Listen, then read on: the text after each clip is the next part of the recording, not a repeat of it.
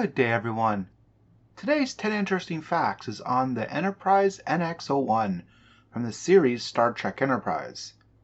I think this show was pretty good, besides the final episode. Don't forget to subscribe to the channel and like the video so you can get all the newest videos as they come out. Now, let's get into this. Number 1. In 2119, several engineers, such as Henry Archer and Cochrane himself, began the work that paved the way directly to Enterprise at the Warp 5 complex in Bozeman, Montana. Over the next 32 years, warp engine development continued until humanity's first Warp 5 engine was created.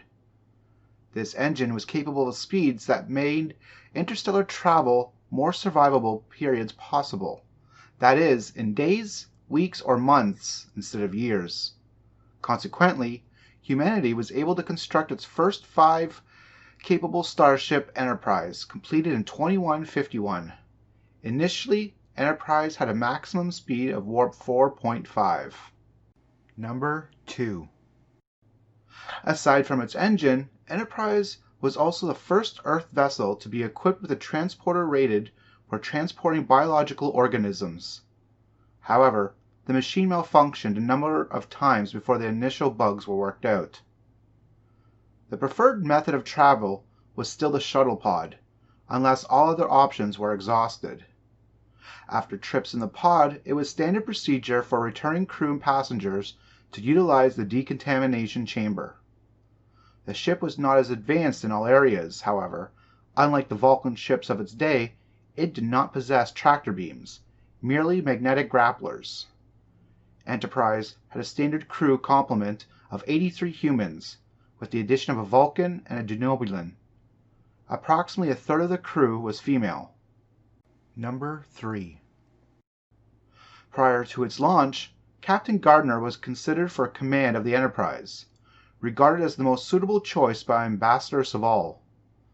Admiral Maxwell Forrest ultimately narrowed down the candidates to Jonathan Archer and A.J. Robinson instead, though pointing out that the Vulcan High Command was not in charge of Starfleet's personal assignments. In 2150, the year her keel was laid, Forrest finally selected Archer. Number 4. Following the broken bow incident in April 2151, the launch of Enterprise was rearranged for 3 weeks ahead of schedule. The reason the ship's maiden voyage was brought forward was that the United Earth needed to return Klang, a Klingon, to his homeworld of Kronos. The early launch was strongly protested by Vulcan Ambassador Saval, who believed humanity was not ready to explore space. He did manage to wrangle a concession from Starfleet, forcing Archer to allow the placement of Sub-Commander T'Pol of the Vulcan High Command on his vessel in exchange for Vulcan star charts. The send-off went ahead, Enterprise launching from the Orbital Dry Dock Facility on April 16, 2151, under Captain Archer's command. However, the vessel's early launch meant it left space dock somewhat unfinished. Its spatial torpedoes were uncalibrated, and its phase cannons had not even been installed. Number 5. The phase cannons were not installed until September of 2151, while the Enterprise was battled an unknown enemy.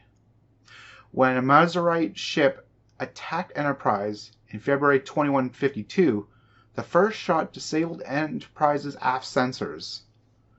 Enterprise reached Warp 5 for the first time while attempting to outrun the Mazarite ship and carrying Vulcan Ambassador Valar.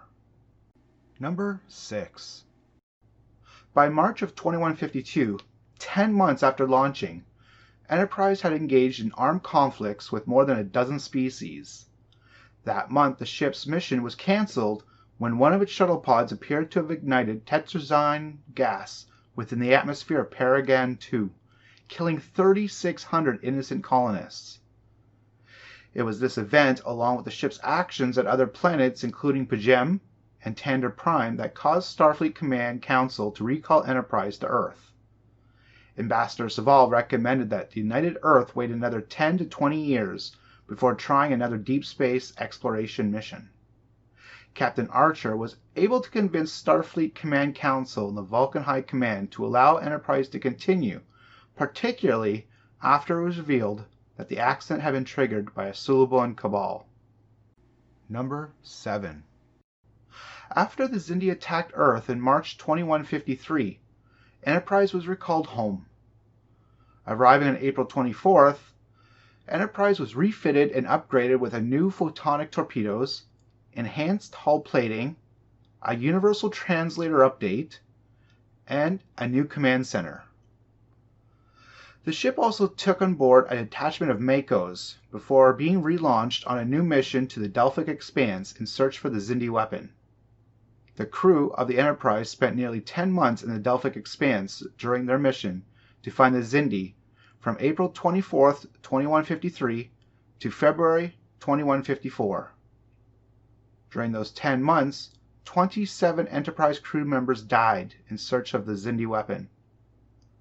The members of the Enterprise crew were hailed as heroes upon returning to Earth, especially Captain Archer, for whom several schools were named.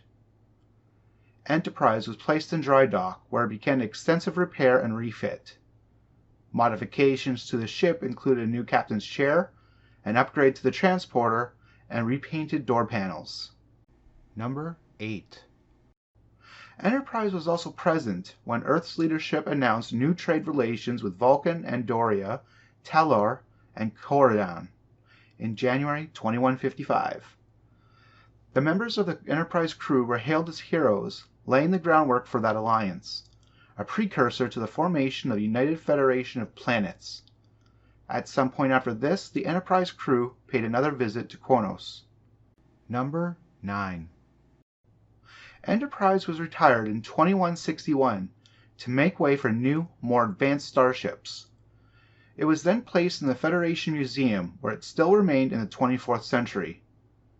Starfleet would not commission another Enterprise until 2245, with the launch of the USS Enterprise NCC-1701.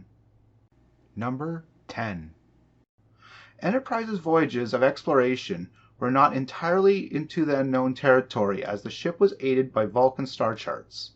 However, it participated in several historically significant events, such as the discovery of the Temporal Cold War, the return to Terra Nova, continued involvement in the Vulcan-Andorian hostilities, the destruction of the colony on Paragon II, the first human encounter with a non-corporeal life form, the discovery of a lost human tribe in the Delphic Expanse, the Xindi incident, the Augment Crisis, the Vulcan Reformation, and the formation of the first alliance with the Vulcans, Andorians, and Tellarites, which led to the founding of the Coalition of Planets.